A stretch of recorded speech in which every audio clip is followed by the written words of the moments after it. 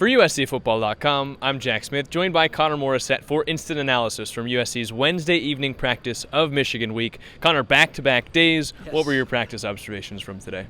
Well, Jen Cohen, the athletic director, was there with Jay Hilbrands, the athletic director, chief of staff, and assistant athletic director, I think is his title as well. So two heavy hitters from the athletic department were there watching practice. Always good to see.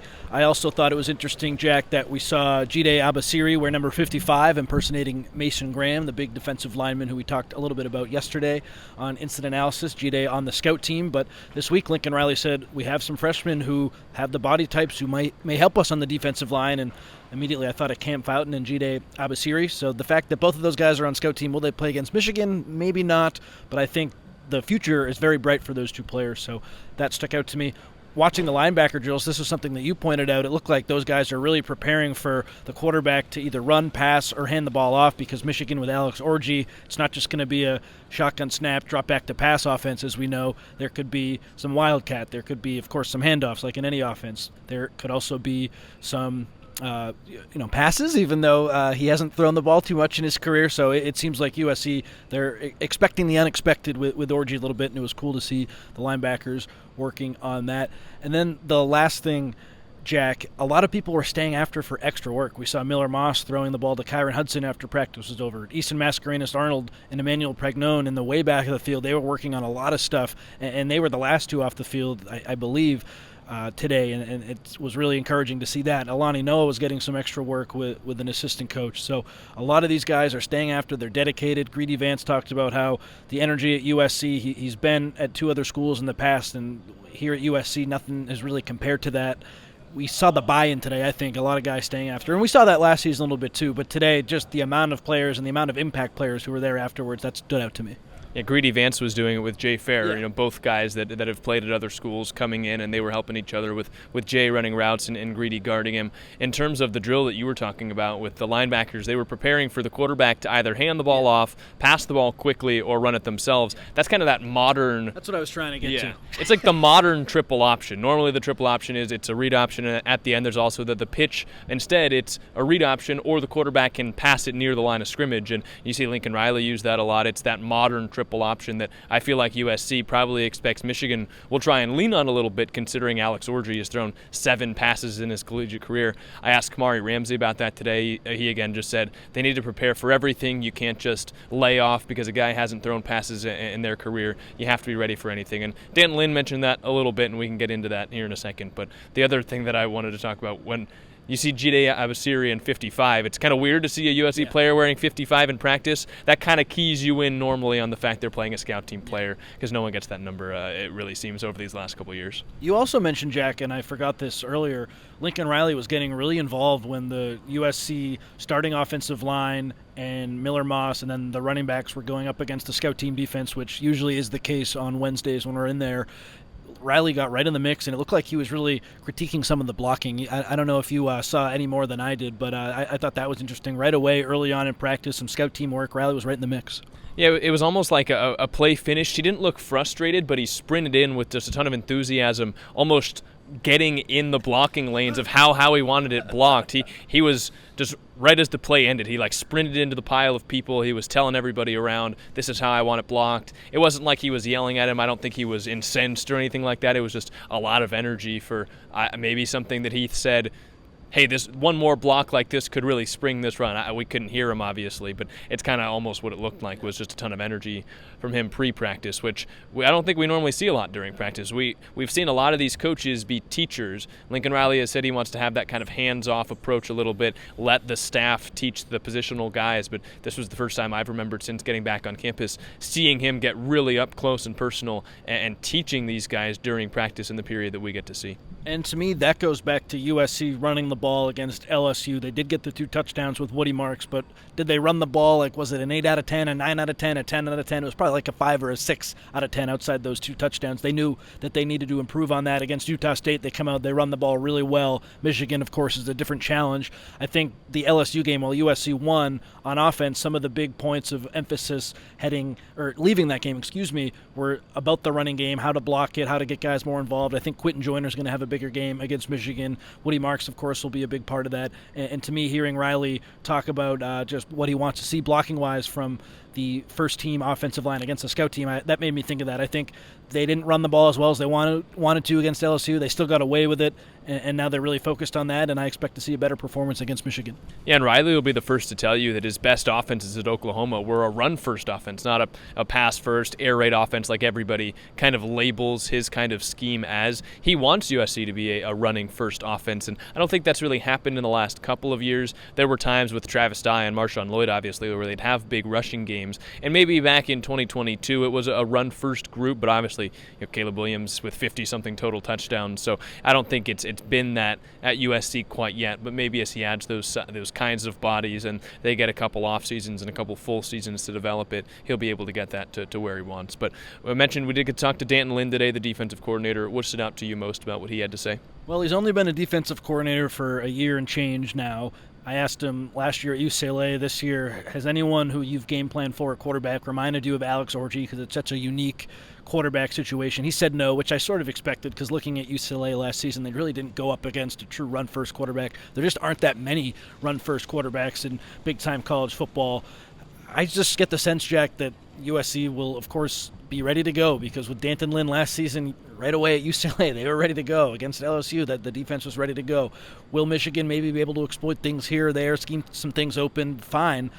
But to me, I just don't think with the way USC set up, the lack of injuries on that side of the ball right now, I don't know if Michigan has the personnel to go out and consistently put up points against USC. The way this defensive scheme works, it's that NFL style where it's not boom or bust. It's we can give you the 6-yard plays, but on 3rd and 1, we're going to tighten up and make you earn every inch. USC doesn't give you anything, and I don't know if Michigan is in a position to manufacture offense. They need some help, and I don't think USC defensively, even though they're going to be on the road in a hostile environment, will give Michigan anything in this game. They're going to have to earn it, and I don't know if they have the personnel to do so.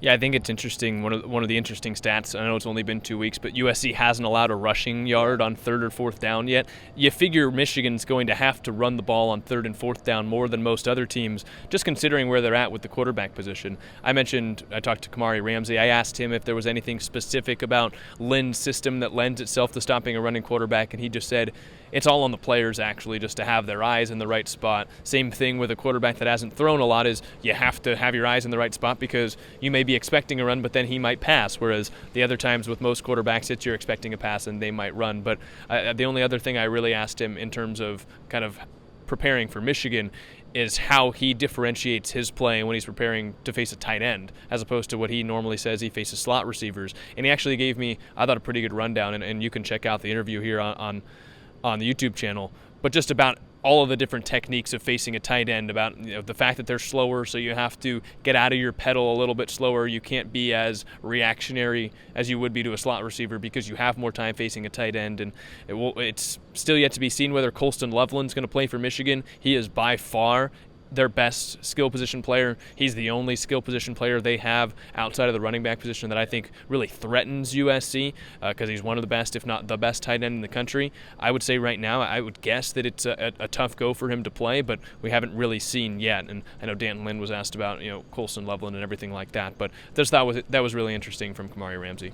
Certainly, and hearing these guys talk about game planning for a quarterback where they don't know a lot about the quarterback has been interesting because they got a lot of those same questions before LSU with Nussmeier, but at least Nussmeier had a full game of tape. There was something that you could build on. With Orji, he's come in for very specific packages. Only Michigan knows what Alex Orji's QB1 looks like, and that, to me, presents as a very big challenge to USC, so I'm excited to see what the team looks like on defense and how they're going to go up against a guy who they really don't know all that much about. What defensive players did you get to talk to the most today, and what are some of the things that you took away from them? I thought Jamil Muhammad had the most interesting comment today. He said that I asked him what has allowed all the transfers to come in and just have so much success right away, where last year USC took a bunch of transfers and it just didn't look as good, of course. And he said, pre-snap, we know what we're doing. Like, before the ball is snapped, we're all on the same page, we're ready to go. I asked him why that is, and he said it's because we're better prepared and just reps and practice and stuff. And that kind of comes down to what Riley talked about, how earlier in the season, why were you so good at stopping the run against LSU after last season where you couldn't do it and you just said positioning. So the guys are positioned better. They know what to do before the snap, whereas last year that wasn't always the case. And to hear Jamil come out and say that really stood out to me because it's true. Like, no one's looking at the wristband. We've talked about it all the time. But to hear a player come out and say it, how last year, we weren't really ready before the snap. Now we are. And would you look what happens? They play a lot better. Yeah, I have a lot on Kamari Ramsey because I was the only person that went over and talked to him. But the only other thing that I thought he brought up that was interesting, I asked him the toughest road environment that he's played in at the collegiate level because obviously the Big House is probably going to be the hardest one USC has seen in the last couple of years. The only other contender that I could even think of is the one that he brought up, which is Utah, Rice-Eccles Stadium in Salt Lake. And I think that's actually a pretty good comparison for what this game might be like for USC. If you're looking at the game maybe Oregon played last year against Utah, teams weren't exactly sure what Utah was. They didn't really have the quarterback situation figured out behind Cam Rising, but you knew they were a physical football team. They still wanted to run the ball, and they had that big home field advantage, that big atmosphere in Salt Lake City. Didn't end up going well for Utah in that game. I'm not trying to say that I think that's what's going to happen, but that game kind of reminds me of the one that we're going to see this weekend because I don't know if we know what Michigan is right now, and I think there are a lot of parallels. But he mentioned that the things you learn from that game are just the importance of communication and the importance of developing communication. And he said for a defense, the home field advantage and the atmosphere isn't as big of a deal as it is for the offense because most of the time the fans want to stay quiet. Maybe they're loud after a big play, so it might be hard to get set up for the next one, but all in all, they're trying to be quieter for their offense, so it's less of a burden for a defensive player. Absolutely, and what did they say? What's the old adage? Defense travels, and I expect to see a good performance, as I've said. Hearing from Greedy Vance, not a long interview today, Jack, with Greedy Vance, but he just talked about, like I said earlier, how the culture here really stands out to him, and he was staying late after practice, preparing for Michigan when there isn't a lot on film. He just said we have to trust what we do, so we heard a lot of, I don't want to say coach speak from him, but I don't really know what else these guys could do to prepare other than, like, D'Anton Lynn tells us to do this, we're going to do this, when the guy's only thrown 7 passes, Alex Orji, in 12 games. So there's no passing offense with him that you can study. It presents a unique challenge, and as a defensive back, like, what can you do if you can't really watch the film? So it's just trust what the coaches say, go in and understand the game plan, and it seems like everyone's on the same page, which is, of course, encouraging. I just can't get out of my head, Jack. Against LSU, like, it was either like a pass fail. Are they ready to go or are they not? And they were ready to go. I anticipate the defense to be ready to go again in the Big House. Yeah, they better have all watched those 7 pass plays a lot, like a bunch of times. They've seen them all at least 10 times. Because if you're normally studying a full game or a couple games worth of a quarterback throwing 40 passes, just watch the 7 passes 10 times and you get to 70, and that's about a good number. But I think what we can wrap it up on too is one thing D'Anton Lynn said is that everyone talks about Alex Orji and everything like that, but he's only come into games as a package quarterback. Yep. And now if Michigan's developing a full offense around him, you're not really sure what that's going to look like, so you do have to be ready for everything. And I think it would bring it back to what you mentioned.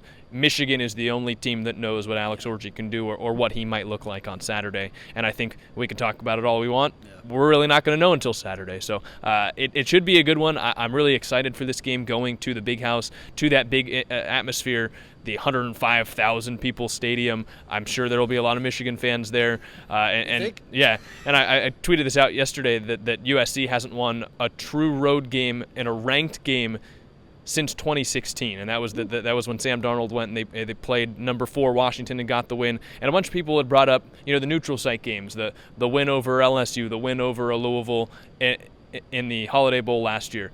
Those are nowhere close to the same thing as going to the Big House, in my opinion, at least from my view, because that place is going to be absolutely rocking. I could see how the LSU game, maybe because it was so loud in there, but I totally agree with you, Jack. There were a bunch of USC fans in that game as well, or at that game as well. So if something good happens for USC, you're getting the raucous applause, whereas the Big House might be crickets if USC scores some touchdowns. There will be some USC people there. But, of course, in that stadium with that size, they're going to be drowned out by the Michigan fans. So it is different in my opinion. Riley's talked about that a little bit, how the LSU game gives him confidence. But I'm with you. Until you go out and win a game on the road against a ranked opponent, you haven't done that yet, and that's the next test. If you are a USC person and you're going to be out there, make sure you're joining the 247 staff at the meetup on Friday night in Ypsilanti, in Michigan. I think it's Rocco's Sports Bar, Rocco's Brewery, something like that. I want to say it starts at 7:30, but the details are on Ryan's Twitter. We'll have them up on the Peristyle as well. Make sure you're out there. If you're out there on Friday night and you're not really sure what to do in Michigan, don't know whether to go to Detroit or Ann Arbor, meet in Ypsilanti and go to the sports bar and play laser tag with Chris. I mean, what else do you want to do before going to the game? But that's all we've got for you guys for this week. A lot of anticipation for this one, and we'll be live again tomorrow on Tunnel Vision to really break down the specific matchups. But now kind of all we can do is wait and see the way that the game goes on Saturday. First really big road test under this new defensive scheme for USC, and we couldn't be more excited to see the way it plays out. But he's Connor Morrissette. I'm Jack Smith. Thanks for joining us. Make sure you're checking out uscfootball.com for more.